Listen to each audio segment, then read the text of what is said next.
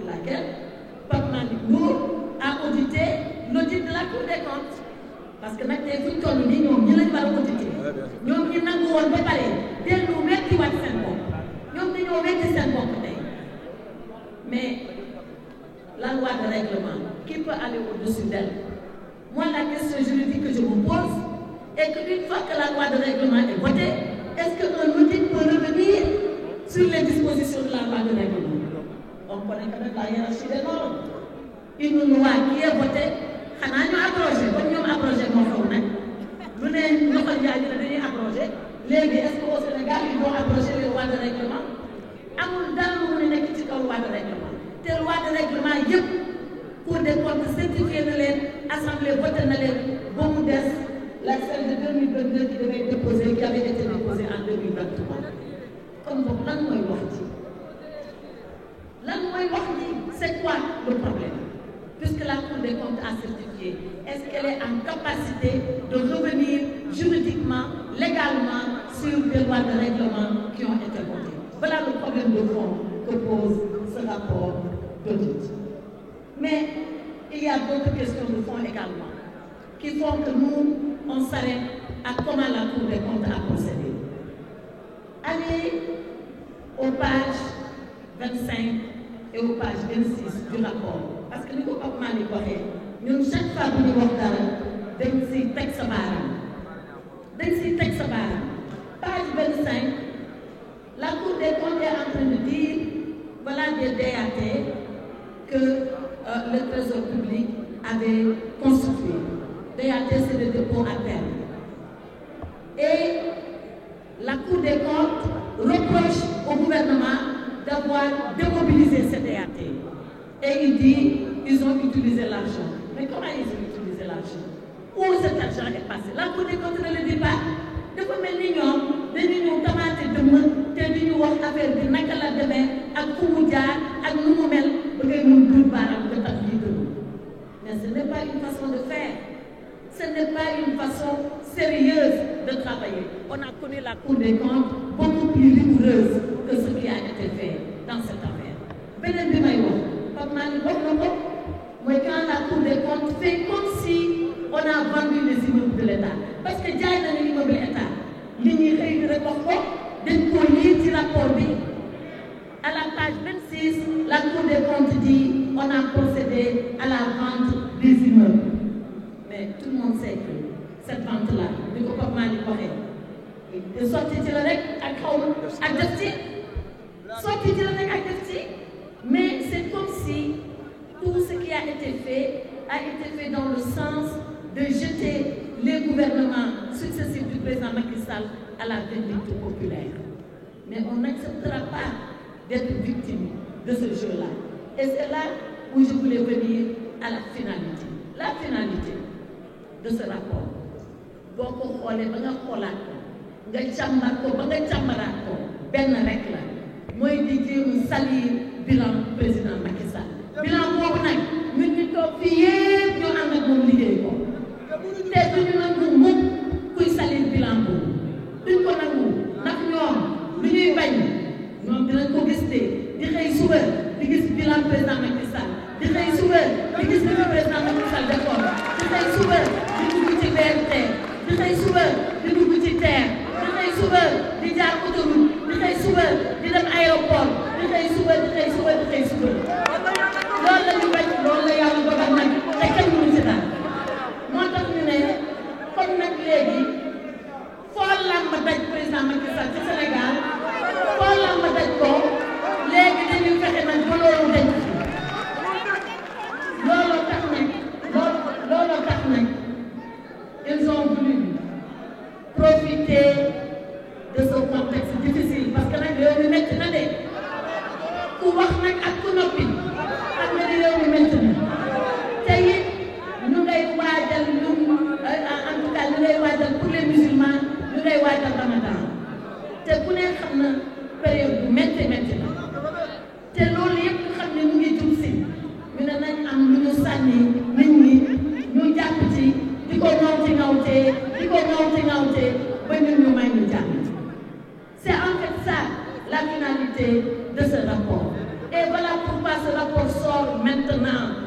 même pourquoi il sort l'avant-veille pour notre camarade, l'honorable Farba Ngom est convoqué par le juge.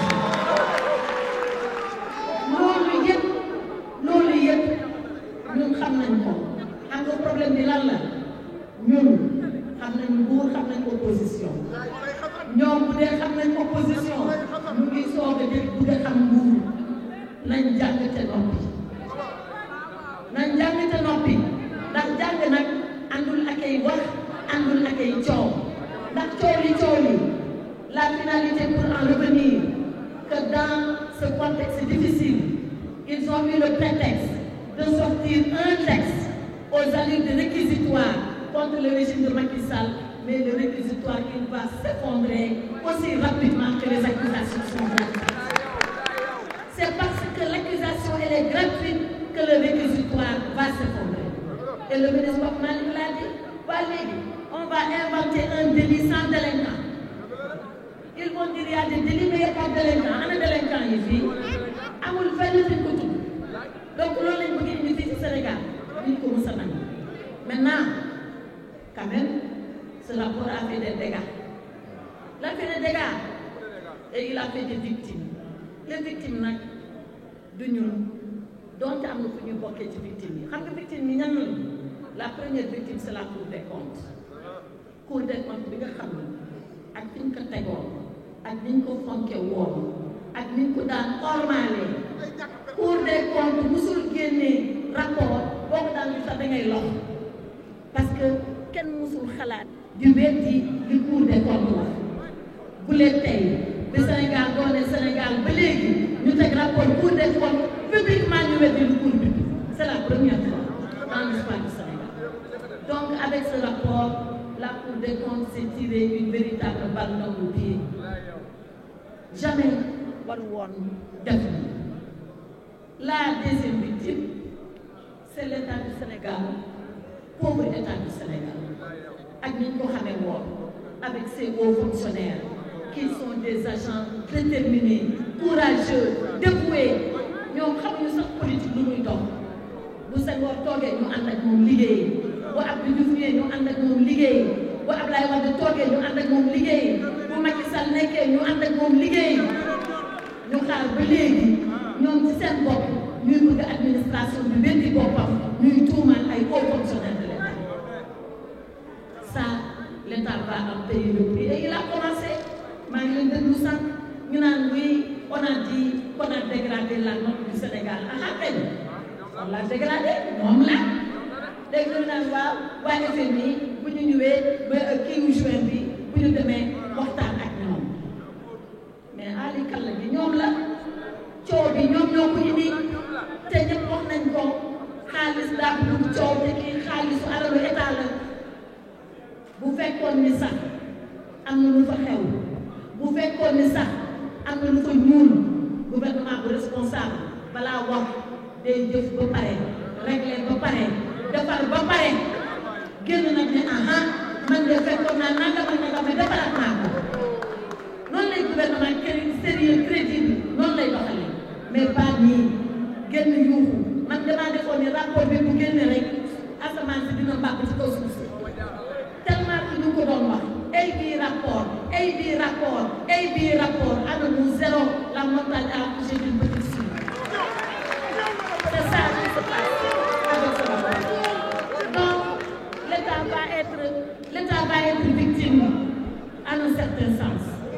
La troisième victime, qui est même la première victime, c'est le peuple sénégalais. Pauvre peuple sénégalais. Un peuple si digne, un peuple si courageux, un peuple qui s'est levé un matin du 24 mars, qui a dit moi, peuple du Sénégal, j'ai décidé de confier mon sort à ce régime. Et voilà à peine 10 mois où est-ce que nous en sommes. 10 mois, voilà où est-ce que nous en sommes. Et je ne le souhaite pas. Je souhaite qu'il rectifie pendant qu'il est encore temps de pouvoir rectifier. Mais il réunit l'air. Et on ne sait pas où est-ce qu'on va aller avec ça. Et quand je pense au peuple sénégalais, il y a une image qui me vient à l'esprit, Monsieur le Premier ministre. Monsieur le Premier il y a un écrivain qui s'appelle Samuel Beckett, qui est un Irlandais, et qui a écrit une œuvre reconnue mondialement comme étant une grande œuvre. Ce livre-là s'appelle En attendant Godot. En attendant Godot. Waaw kuy Godot? Godot mooy koo xam ni dañ ko doon xaar ko mu defar lépp, xaar ko ci lépp, laaj yaakaar ko ci lu ne. ñu toog di xaar Godot, ñu toog di xaar Godot, ñu toog di xaar Godot, ba tey Godot dikkul, Godot defarul, Godot waxul. Donc, ce gouvernement-là, c'est en attendant Godot. C'est en attendant Godot.